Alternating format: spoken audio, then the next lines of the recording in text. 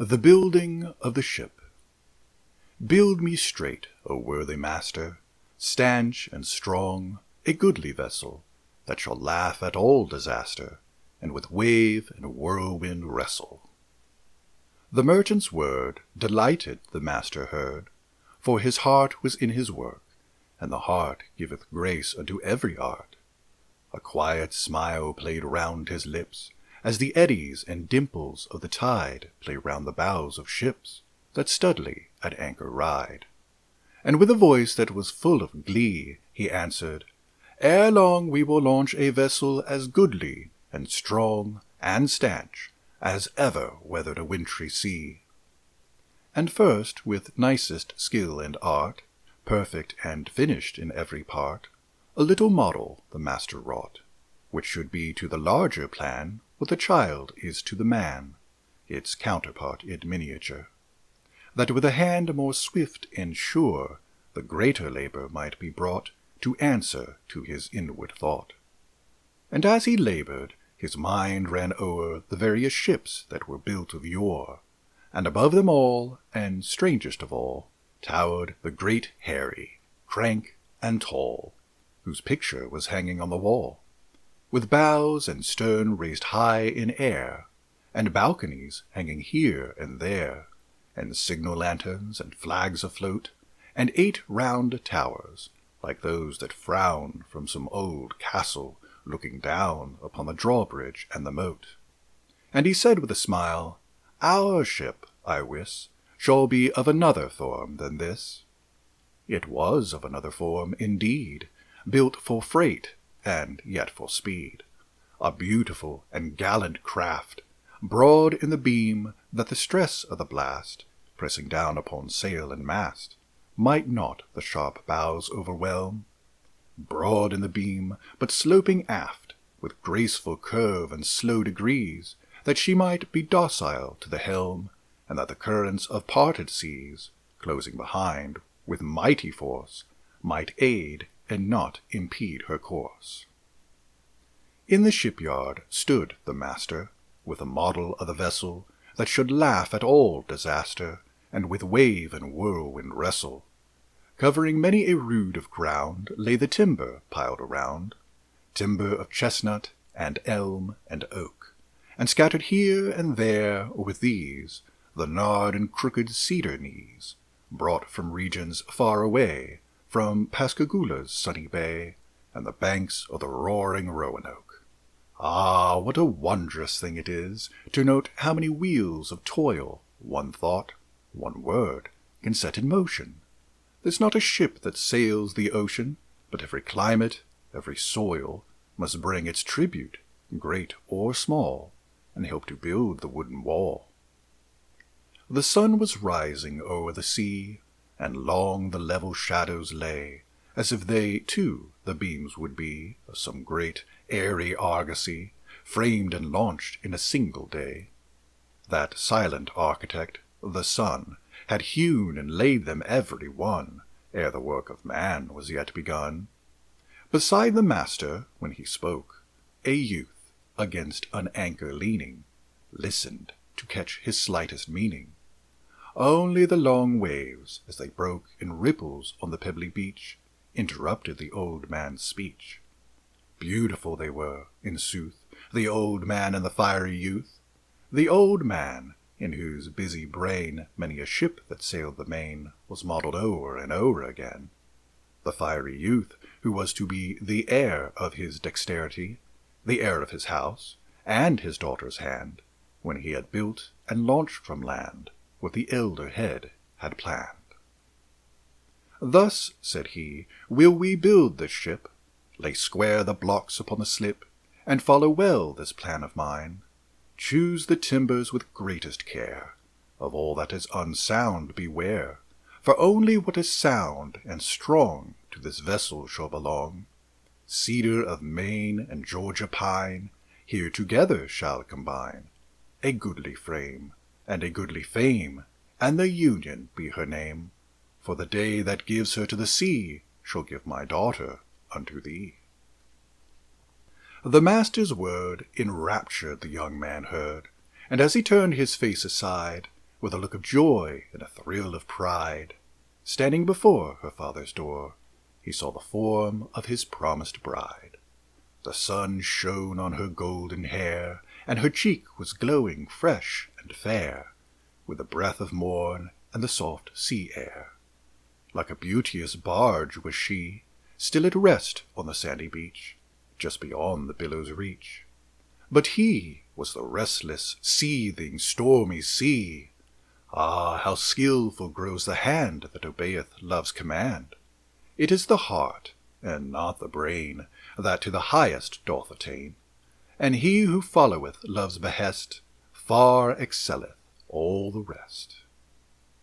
Thus with the rising of the sun was the noble task begun, and soon throughout the shipyard's bounds were heard the intermingled sounds of axes and of mallets, plied with vigorous arms on every side, plied so deftly and so well, that, ere the shadows of evening fell, the keel of oak for a noble ship, scarfed and bolted, straight and strong, was lying ready and stretched along the blocks, well placed upon the slip. Happy, thrice happy, every one who sees his labour well begun, and not perplexed and multiplied by idly waiting for time and tide. And when the hot, long day was o'er, the young man at the master's door sat with the maiden calm and still, and within the porch, a little more removed beyond the evening chill, the father sat, and told them tales of wrecks in the great September gales, of pirates coasting the Spanish main, and ships that never came back again, the chance and change of a sailor's life, want and plenty, rest and strife, his roving fancy like the wind that nothing can stay and nothing can bind, and the magic charm of foreign lands, with shadows of palms and shining sands, where the tumbling surf over the coral reefs of Madagascar washes the feet of the swarthy Lascar, as he lies alone and asleep on the turf. And the trembling maiden held her breath at the tales of that awful, pitiless sea, with all its terror and mystery, the dim, dark sea, so like unto death, that divides and yet unites mankind. And whenever the old man paused, a gleam from the bowl of his pipe would awhile illume the silent group in the twilight gloom, and thoughtful faces, as in a dream, and for a moment one might mark what had been hidden by the dark, that the head of the maiden lay at rest, tenderly, on the young man's breast. Day by day the vessel grew, with timbers fashioned strong and true, stimson and keelson and sternson knee, till, framed with perfect symmetry, a skeleton ship rose up to view, and around the bows and along the side the heavy hammers and mallets plied, till after many a week, at length, wonderful for form and strength, sublime in its enormous bulk, loomed aloft the shadowy hulk, and around it columns of smoke, upwreathing, rose from the boiling, bubbling, seething cauldron that glowed and overflowed with the black tar, heated for the sheathing. And amid the clamours of clattering hammers, he who listened heard now and then the song of the master and his men. Build me straight, O worthy master, staunch and strong, a goodly vessel, that shall laugh at all disaster, and with wave and whirlwind wrestle. With oaken brace and copper band lay the rudder on the sand, that, like a thought, should have control over the movement of the whole, and near it the anchor, whose giant hand would reach down and grapple with the land, and immovable and fast hold the great ship against the bellowing blast. And at the bows an image stood, by a cunning artist carved in wood, with robes of white that far behind seemed to be fluttering in the wind. It was not shaped in a classic mould, not like a nymph or goddess of old, or naiad rising from the water, but modelled from the master's daughter. On many a dreary and misty night 'twill be seen by the rays of the signal light, speeding along through the rain of the dark, like a ghost in its snow-white sark, the pilot of some phantom bark, guiding the vessel in its flight by a path none other knows aright.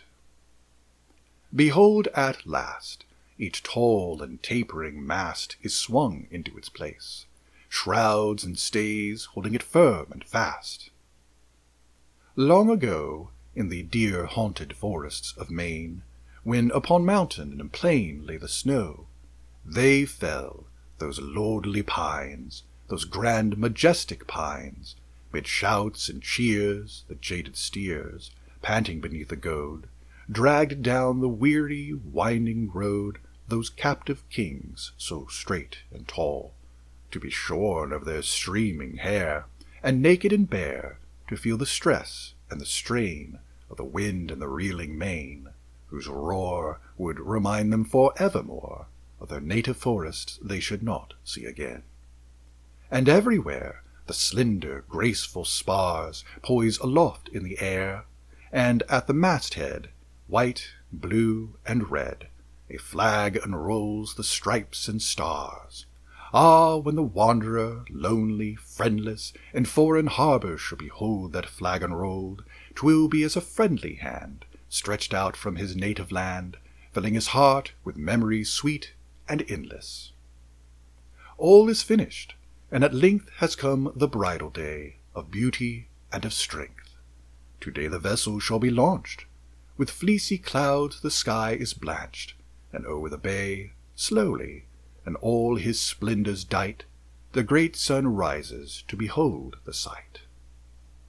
The ocean old, centuries old, strong as youth, and as uncontrolled, paces restless to and fro, up and down the sands of gold. His beating heart is not at rest, and far and wide, with ceaseless flow, his beard of snow heaves with the heaving of his breast. He waits impatient for his bride. There she stands, with her foot upon the sands, decked with flags and streamers gay, in honour of her marriage day, her snow-white signals fluttering, blending, round her like a veil descending, ready to be the bride of the grey old sea. On the deck another bride is standing by her lover's side. Shadows from the flags and shrouds, like the shadows cast by clouds, broken by many a sunny fleck, fall around them on the deck. The prayer is said, the service read, the joyous bridegroom bows his head, and in tears the good old master shakes the brown hand of his son, kisses his daughter's glowing cheek in silence, for he cannot speak, and ever faster down his own the tears begin to run. The worthy pastor, the shepherd of that wandering flock, that has the ocean for its wold, that has the vessel for its fold, leaping ever from rock to rock, spake, with accents mild and clear, words of warning, words of cheer, but tedious to the bridegroom's ear. He knew the chart of the sailor's heart, all its pleasures and its griefs, all its shallows and rocky reefs, all those secret currents that flow with such resistless undertow, and lift and drift with terrible force the will from its moorings and its course. Therefore he spake, and thus said he, Like unto ships far off at sea, outward or homeward bound are we. Before, behind, and all around, floats and swings the horizon's bound, seems at its distant rim to rise and climb the crystal wall of the skies, and then again to turn and sink, as if we could slide from its outer brink. Ah, it is not the sea, it is not the sea that sinks and shelves, but ourselves that rock and rise with endless and uneasy motion, now touching the very skies, now sinking into the depths of ocean. Ah, if our souls but poise and swing like the compass in its brazen ring, ever level and ever true to the toil and task we have to do, we shall sail securely and safely reach the fortunate isles, on whose shining beach the sights we see and the sounds we hear will be those of joy and not of fear. Then the master, with a gesture of command, waved his hand, and at the word, loud and sudden there was heard, all around them and below, the sound of hammers, blow on blow, knocking away the shores and spurs. And see, she stirs, she starts, she moves, she seems to feel the thrill of life along her keel, and, spurning with her foot the ground, with one exulting, joyous bound, she leaps into the ocean's arms. And lo, from the assembled crowd there rose a shout, prolonged and loud, that to the ocean seemed to say, "Take her, O bridegroom, old and grey, take her to thy protecting arms, with all her youth and all her charms." How beautiful she is! How fair she lies within those arms that press her form with many a soft caress of tenderness and watchful care. Sail forth into the sea, O ship, through wind and wave, right onward steer. The moistened eye, the trembling lip, are not the signs of doubt or fear.